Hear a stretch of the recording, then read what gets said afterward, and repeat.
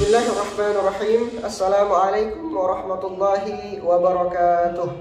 Alhamdulillahirabbil alamin wassalatu wassalamu ala asyrafil anbiya'i wal mursalin sayyidina Muhammadin wa ala alihi wa sahbihi ajma'in wa man sara ala nahjihi wa taba'a hudahu ila yaumiddin, amma ba'du. Alhamdulillah, bersyukur kepada Allah Subhanahu wa Ta'ala yang masih memberikan kita dapat menyicipi nikmatnya Ramadan, nikmatnya berpuasa di bulan Ramadan, dan masih memberikan kita kesempatan untuk merasakan nikmat terbesar yang dirasakan oleh orang yang berpuasa, yaitu berbuka puasa. Salawat beserta salam selalu tercurahkan kepada junjungan Nabi besar Muhammad sallallahu alaihi wasallam, senantiasa dengan ucapan Allahumma sholli wa sallim wa barik ala sayyidina Muhammadin wa ala ali sayyidina Muhammad. Pemirsa dimanapun berada, insya Allah pada video kali ini, pada kesempatan kali ini, kita akan berbicara tentang bagaimana puasa di bulan Ramadan ini menjadi olah jiwa dan raga bagi orang yang menjalaninya. Berangkat dari hadis Nabi Shallallahu Alaihi Wasallam dari Abu Hurairah yang mengatakan, "Idza jaa Ramadan, futihat abwabul jannah wa ghulliqat abwabun nar wa suffidatis syayatin." Rawahul Bukhari wa Muslim. Yang artinya, ketika datang bulan Ramadan, dibuka pintu surga, ditutup pintu neraka, dan setan-setan dibelenggu. Rawahul Bukhari wa Muslim. Membicarakan makna hadis di atas, yang pertama, untuk futihat abwabul jannah, dibaca futihat atau futihat bitakhfifita al bitasydidha, dimaknai dengan dua macam oleh para ulama atau dua pendapat. Pendapat yang pertama mengatakan bahwa dibuka dengan makna yang hakiki, bahwa pintu surga benar-benar dibuka pada bulan puasa atau pada bulan Ramadan. Begitu pula dengan wa ghulliqat abwabun nar, bahwa pintu pendapat yang pertama mengatakan pintu neraka benar-benar ditutup pada bulan Ramadan. Dan makna yang kedua untuk futihat abwabul jannah adalah bahwa Allah Subhanahu wa Ta'ala membukakan ladang ibadah yang sangat banyak bagi kaum muslimin, bagi kaum mukmin yang melakukan ibadah di bulan puasa. Ya, sehingga dengan ibadah-ibadah, tilawah dan azkar yang khusus dilakukan di bulan puasa tersebut, itu berpotensi membuka pintu surga bagi siapa saja yang melaksanakan atau mengerjakannya. Begitu pula ditutupnya pintu neraka dengan artian majazinya adalah bahwa kejahatan atau tindak kriminal itu sedikit dilakukan di bulan Ramadan, yang mana kriminal atau kejahatan, kemungkaran tersebut yang berpotensi memasukkan orang ke dalam neraka itu dipersempit atau diminimalisir pada bulan puasa. Kemudian mengenai makna wasuffidatis syayatin di sini, para ulama memberikan makna dengan dua hal. Ada makna hakikinya, ada juga makna majazinya, sebagaimana yang tadi di atas. Makna hakikinya bagaimana? Bahwa setan-setan benar-benar dibelenggu. Ya, setan benar-benar dibelenggu.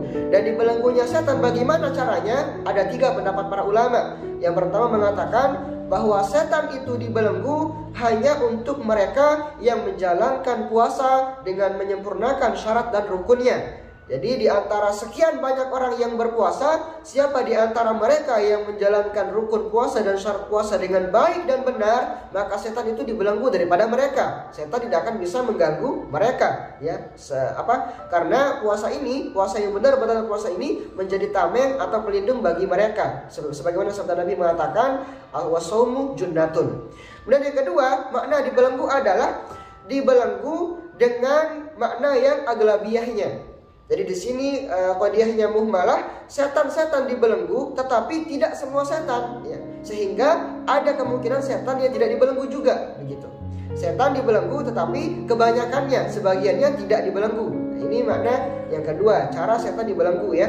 Yang ketiga adalah setan ini dibelenggu dengan artian adalah setan-setan yang membangkang atau yang mencoba melawan. Dalam kitab disebutkan yang maroddah. Setan-setan inilah yang dibelenggu, sedangkan yang tidak, maka dia tidak dibelenggu. Hampir sama dengan makna yang kedua. Lalu ada pertanyaan, kalau memang setan itu dibelenggu, kenapa masih ada kemaksiatan yang terjadi di bulan puasa?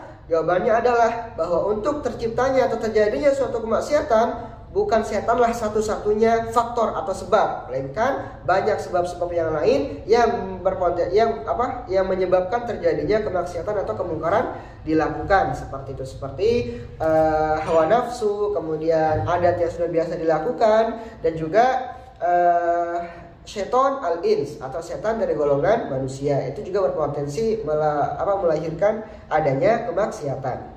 Nah, itu mengenai makna hadis yang tadi dibacakan. Nah, itu makna hakikinya. Sedangkan makna majazinya dijelaskan oleh para ulama adalah didukung atau syahidnya dari sabda Nabi SAW yang lain yang mengatakan, inna syaitana yajri min ibni Adam majrad dam fadayyiqu majariyahu bil ju'i wal atash.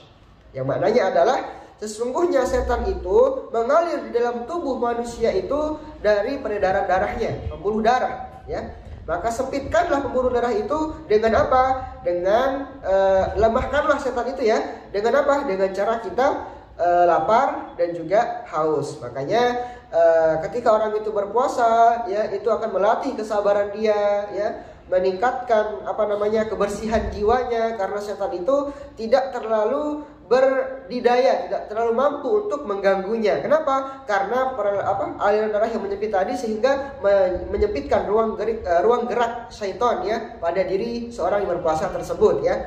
Maka itu salah satu bentuk daripada olahraga jiwa, ya, olah jiwa maksud saya, merupakan salah satu bentuk daripada olah jiwa, yang mana dengan kita berpuasa itu akan membuat kita semakin menjadi lebih baik, gitu, ya, semakin baik, gitu, karena setan itu tidak begitu powerful untuk mengganggu orang yang berpuasa.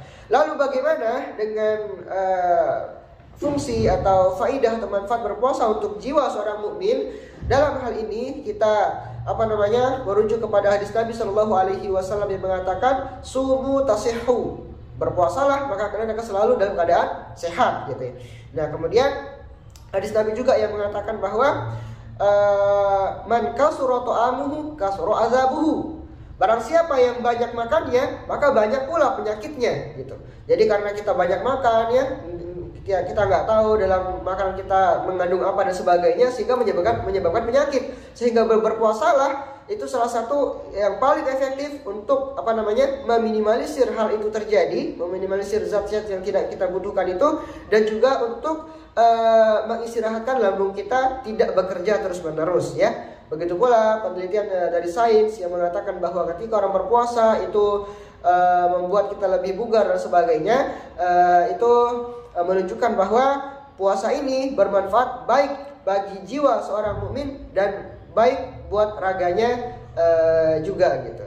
Bermanfaat untuk jiwa dan raga seorang yang melakukannya. Nah, kemudian berpuasa ini sendiri melatih rasa atau menumbuhkan rasa syukur dan juga empati kita kepada sesama. Kenapa? Karena kita bersyukur bahwa di kehidupan sehari-hari di dunia ini kita diberikan kecukupan, kita tidak selamanya merasakan kelaparan sebagaimana saudara-saudara kita yang lain. Kemudian itu akan menumbuhkan rasa empati kita, rasa peduli kita kepada mereka yang membutuhkan, sehingga kita akan sering membantu mereka dan melakukan sedekah, begitu, ya. Itu diantara manfaat puasa yang bisa kami jabarkan. Tentunya bukan hanya itu saja, masih banyak sekali rahasia-rahasia, hikmah-hikmah dan faidah-faidah yang terkandung dalam ibadah puasa, yang mana itu semua kembali ke awal, membukakan pintu surga bagi mereka yang menjalankannya, dan menutup pintu neraka bagi mereka yang benar-benar mengerjakan puasa dengan baik dan benar dan dengan ikhlas, ya. Itu saja mungkin materi yang bisa kami sampaikan pada video kali ini. Jika ada salah kata atau kekeliruan lafaz, itu kami mohon maaf sebesar-besarnya. Kepada semua teman-teman yang sudah menyaksikan, saya ucapkan terima kasih. Jazakallahu khairan katsiran. Bila taufiq wal hidayah, waridha wal inayah. Assalamualaikum warahmatullahi wabarakatuh.